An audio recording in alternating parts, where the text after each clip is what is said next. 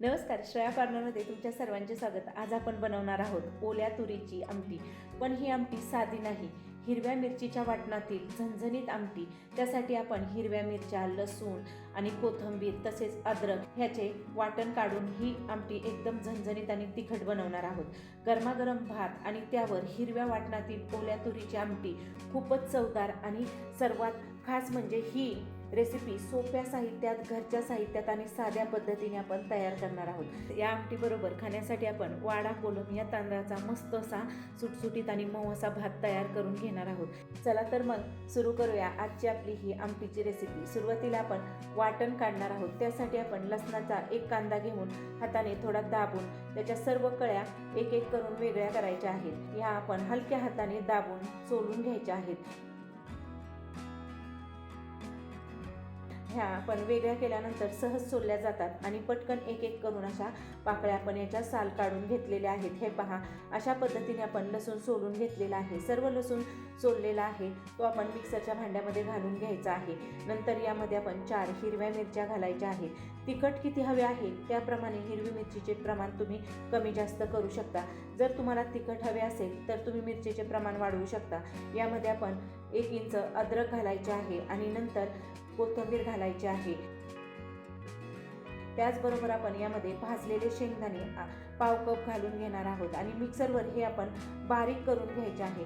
शेंगदाणे घातल्याने आमटी आपली दाटसर होते आणि चव देखील छान अशी लागते। हे वाटण आपण पाणी घालून पातळ करायचे नाही। अशा प्रकारे एकदम घट्ट असे मिक्सरला फिरवून झालेले आहे। हे आपण साईडला ठेवणार आहोत। आपले वाटण झाल्यानंतर या ठिकाणी 1 कांदा घेतलेला आहे आणि टोमॅटो घेतलेला आहे। हे आपण चिरून घेणार आहोत।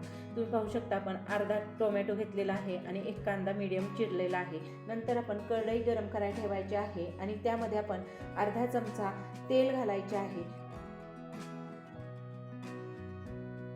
तेल घालताना या ठिकाणी आपण सुरुवातीला अर्धा चमचा घातलेले आहे आणि हे गरम झाल्यानंतर सोललेल्या तुरीचे दाणे 1 कप आहेत ते या तेलावर घालून छान असे परतायचे आहे।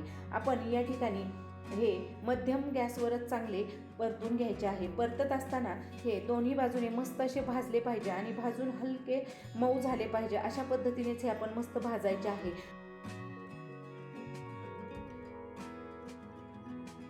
या ठिकाणी 2 ते 3 मिनिटांसाठी आपण छान असे मध्यम गॅसवर भाजून घेतलेले आहे आणि हे आपण एका वाटीमध्ये किंवा भांड्यामध्ये काढून घ्यायचे आहे। हे आपण सुरुवातीला भाजून घेतल्यामुळे आमटी आपली एकदम खमंग आणि टेस्टी अशी होते। हे आपण थंड करून घेणार आहोत। हे थंड होईपर्यंत आपण फोडणीची तयारी करणार आहोत। त्यासाठी आपण कढई गरम करून घेतलेली आहे। त्यामध्ये 2 चमचे तेल घालायचे आहे।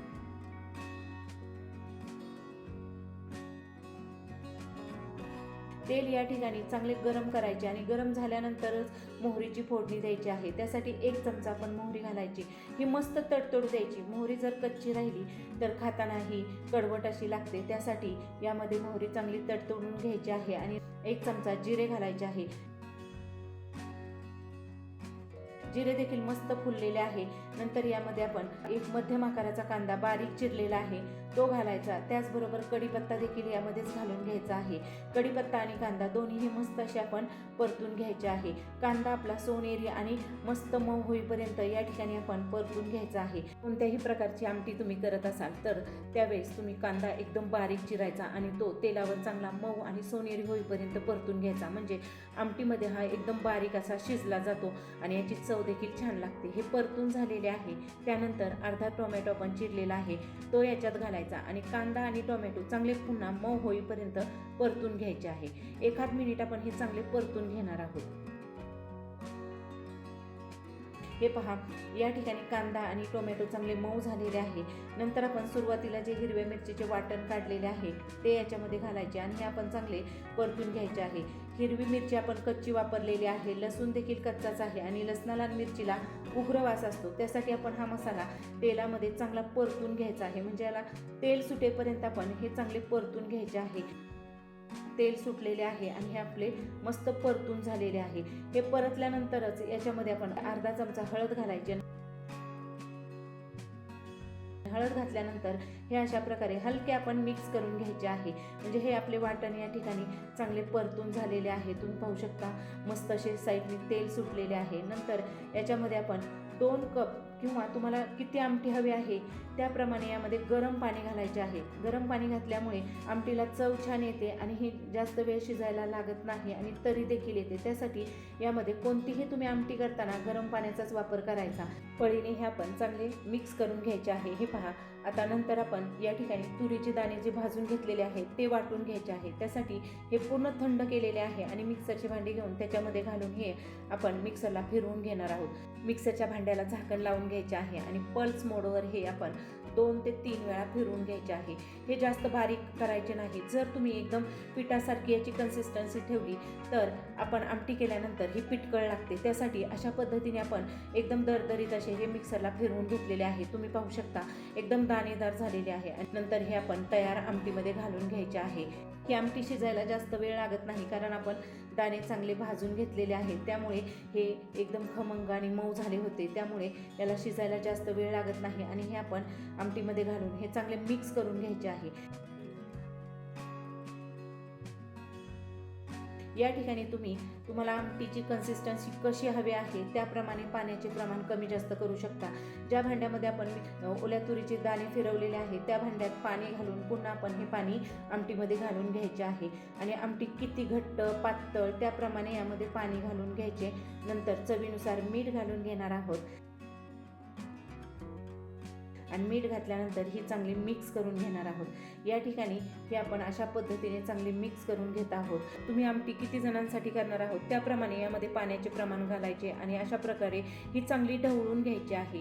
ही पहा, याची कन्सिस्टन्सी तुम्ही पाहू शकता. जास्त पातळही नाही आणि घट्टही नाही, अशा पद्धतीने केलेली आहे. मध्यम गॅसवर आपण ही चांगली उकळून घ्यायची आहे. सुरुवातीला याला 2 ते 3 चांगल्या उकळ्या काढून घ्यायच्या आहेत. त्यावेळेस आपण गॅस मध्यम ठेवायचा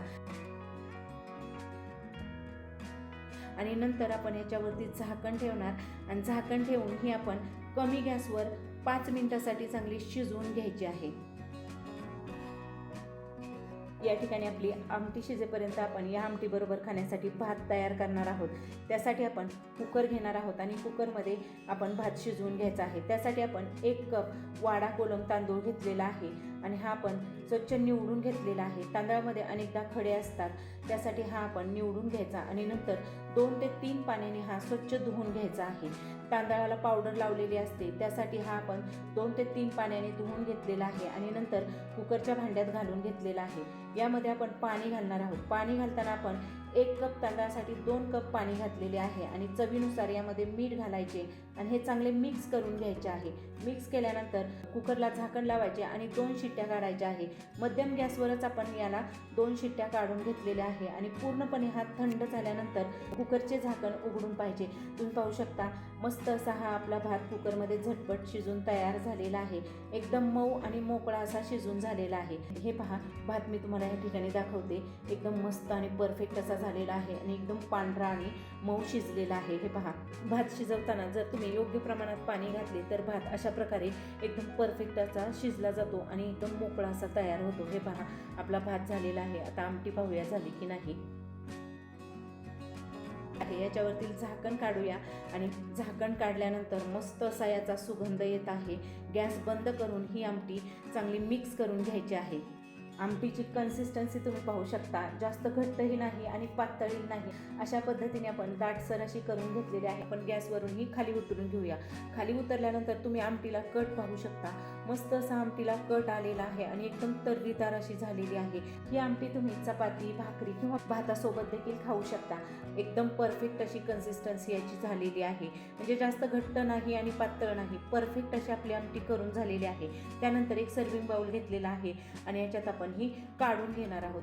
आमटी करायला ही सोपी आहे आणि अगदी घरच्या साहित्यात आणि मस्त टेस्टी अशी तयार होते. सध्या ओल्या तुरीच्या शेंगांचा सीझन आहे, त्यामुळे बाजारात तुरी आलेल्या आहेत. त्यामुळे ही आमटी एकदा तुम्ही करून पहा. भात आणि आमटी मस्त अशी तयार झालेली आहे. आता आपण जेवणाचे ताट वाढून घेऊ. गरमागरम सुगंधी वाडा कोलम घालून घेऊया. त्याचबरोबर झणझणीत ओल्या तुरीची आमटी वाढायची आहे. ताटामध्ये लसणाचे लोणचे घेतलेले आहे आणि त्याबरोबर आज आपण चपाती घेतलेली आहे आणि हे आपले ताट जेवणासाठी तयार झालेले आहे. सुरुवातीला आमटी आणि चपाती आपण टेस्ट करून पाहूया. चपाती आपण तोडून आमटीमध्ये अशा प्रकारे बुडवून त्याची चव घेऊन पाहूया. घास तोंडात टाकताच याची मस्त अशी झणझणीत चव लागत आहे आणि खूप छान आमटी ही तयार झालेली आहे. याच्यामध्ये तिखट देखील आपले परफेक्ट झालेले आहे. चपातीबरोबर ही खूप टेस्टी लागत आहे. याचबरोबर आपण वाडा कोलम भात केलेला आहे, त्याच्यावरती गरमागरम आमटी घालून घ्यायची आहे. आमटी भातावर घातल्यानंतर तुम्ही कॉम्बिनेशन पाहू शकता. एकदम भात पांढरा आणि त्याच्यावरती हिरवीगार गरमागरम आमटी घातलेली आहे आणि हे आपण चांगले मिक्स करून घ्यायचे आहे आणि याचा एक घास खाऊन पाहूया. आमटी भाताबरोबर एकदम चवदार अशी लागत आहे.